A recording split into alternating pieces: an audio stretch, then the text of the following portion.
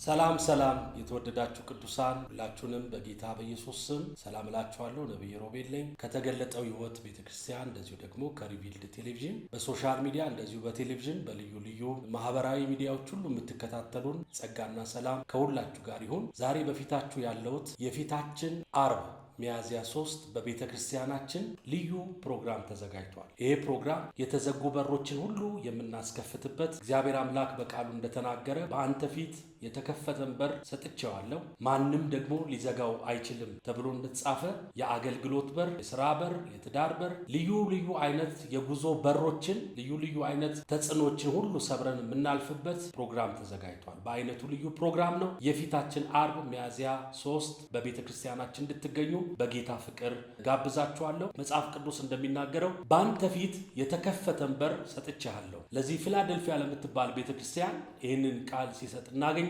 ይሄ በር የወንጌል በር እንደሆነ እናውቃለን። ይሄ በር ሰዎችን ወደ ኢየሱስ ክርስቶስ የሚመልስ ሰዎችን ወደ ደህንነት የሚያመጣ በር እንደሆነ እናውቃለን። ይሄው በር ደግሞ በተያያዥነት ደግሞ ሌሎች በሮችን ደግሞ እንደሚከፍት እናውቃለን እና ዛሬ ሁላችሁም የተዘጉ በሮቻችንን የምናስከፍትበት ልዩ ፕሮግራም የፊታችን አርብ ተዘጋጅቷል።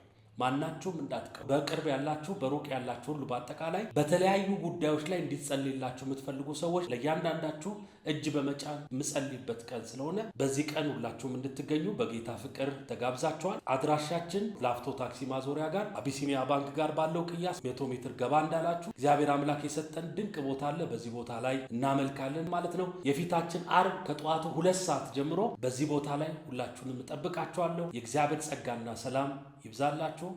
ሻሎም